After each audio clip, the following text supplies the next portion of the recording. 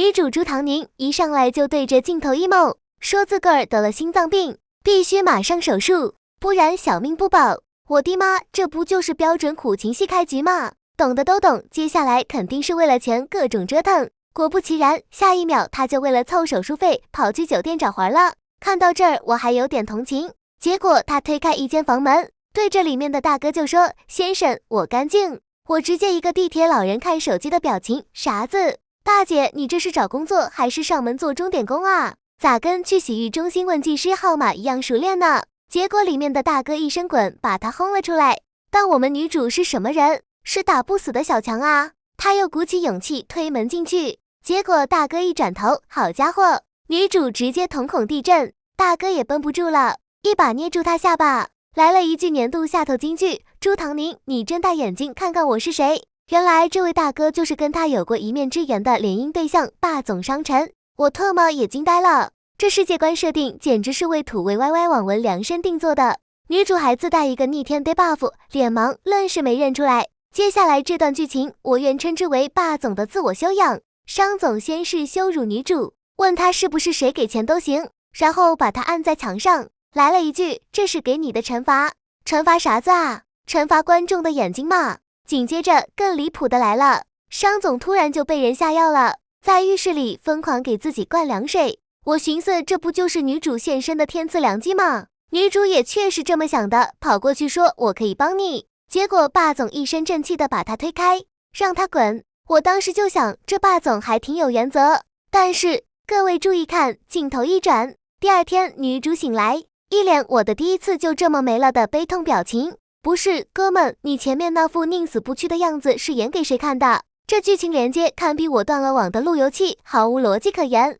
拿到了霸总给的50万救命钱后，女主首先想到的不是去医院，而是回那个把她扫地出门的住家。我真的哭死，这是什么斯德哥尔摩综合征晚期？果不其然，她那所谓的家人，包括那个新来的真千金妹妹，把她的诊断证明当废纸，骂她是骗子，让她死远点。有一说一，这家人存在的唯一意义就是给女主当经验宝宝，让她显得更惨。女主终于拿着钱去医院了，本以为能顺利手术，结果医生告诉她手术排队要1个月，术后吃药每个月5万，还得吃2年。我算了一下，这后续费用超100万了。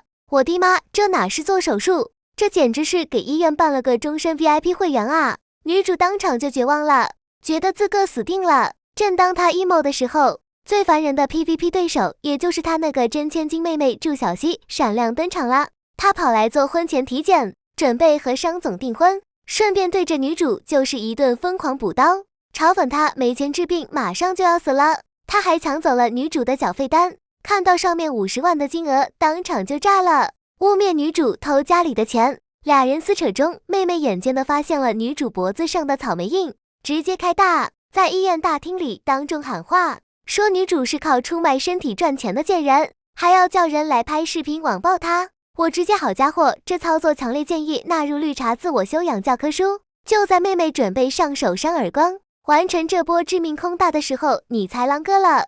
没错，我们的霸总商臣就像打 Apex 听见倒地声就冲过来补刀的队友一样，从天而降，一把抓住了妹妹的手。他一句我就是你口中的野男人，直接让全场气氛达到高潮。妹妹还想搬出自己祝家千金和商总未婚妻的身份威胁，结果被商总反手就是一个大嘴巴子，打得他原地蒙圈。这才是真正的神级演技，一巴掌扇出了几百集电视剧的大结局。商总拉着女主，留下一句我不希望有任何视频传出去，霸气离场。我寻思着，哥你早干嘛去了，非得等女主被公开处刑了才来救场，过这玩英雄救美呢。到了霸总家，他又化身贴心暖男，亲自给女主擦药，这打一巴掌给个枣的功夫，真是玩得炉火纯青。更逆天的还在后面，女主通过闺蜜介绍，竟然面试进了商总的公司。当商总以新任总裁的身份出现在设计部时，所有人都惊呆了，只有我在屏幕前笑出了猪叫。这不就是偶像剧标准套路吗？商总假装不认识他，还特意给他分配了新项目，然后转头就给手下下令，公司取消加班，8点前必须下班。他真的，我哭死。为了让有心脏病的女主早点休息，不惜改变整个公司的制度，这是什么神仙爱情？然而我们的卷王女主根本不吃这套，非要留在公司加班。商总巡视时发现了她，先是装模作样的点评了一下她的设计，然后话锋一转，我饿了，你陪我加班到现在，不该请我吃宵夜吗？看到这，我算是彻底绷不住了。小伙伴们可以把离谱打在弹幕上了，这哪是霸道总裁，这分明就是个想尽办法蹭吃蹭喝的下头男啊！